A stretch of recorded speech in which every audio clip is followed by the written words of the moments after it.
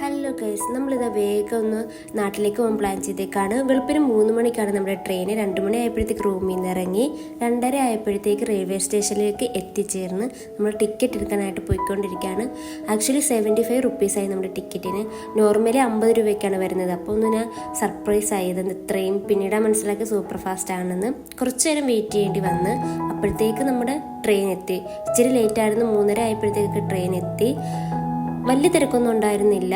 സീറ്റൊക്കെ കിട്ടി. കുറച്ച് പേടി ഉണ്ടായിരുന്നു. 5:30 ആയപ്പോഴത്തേക്ക് നമ്മളിതാ കായംകുളം റെയിൽവേ സ്റ്റേഷനിലേക്ക് എത്തിച്ചേർന്നേക്കാണ്. കുറച്ച് നടക്കണം ബസ് കയറാൻ വേണ്ടി.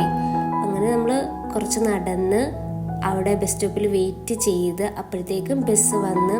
ബസ്സിൽ വലിയ തിരക്കൊന്നും ഉണ്ടായിരുന്നില്ല. സീറ്റൊക്കെ കിട്ടി.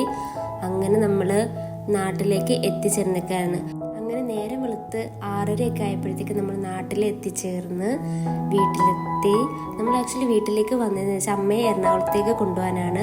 ഇത്തവണത്തെ ഓണം എറണാകുളത്ത് സെലിബ്രേറ്റ് ചെയ്യാമെന്ന് വിചാരിച്ച് അങ്ങനെ നമ്മൾ ട്രെയിൻ കയറി തിരിച്ച്. അപ്പം തന്നെ ട്രെയിൻ കയറി. എനിക്കൊന്ന് ഫ്രഷ് ആകുമ്പോഴും ടൈം കിട്ടില്ല. 9 മണിക്കായിരുന്നു തിരിച്ച് റിട്ടേൺ ട്രെയിൻ. അപ്പം തന്നെ കയറി. എറണാകുളത്ത് ഉച്ചയ്ക്ക് എത്തിയിട്ട് നമുക്കൊരു ഓണം സെലിബ്രേഷൻ ഉണ്ടായിരുന്നു. നമ്മൾ സ്റ്റേ ചെയ്യുന്നിടത്താനുള്ള ഒരു ഓണം സെലിബ്രേഷൻ ആയിരുന്നു. സദ്യയൊക്കെ നല്ല അടിപൊളി സദ്യയായിരുന്നു. അങ്ങനെ മൊത്തത്തിൽ കളറായിരുന്നു. അപ്പോൾ ഇനി വരുന്ന ഓണ അപ്ഡേഷൻസ് ഞാൻ അടുത്ത വീഡിയോയിൽ അറിയിക്കാം. Bye guys.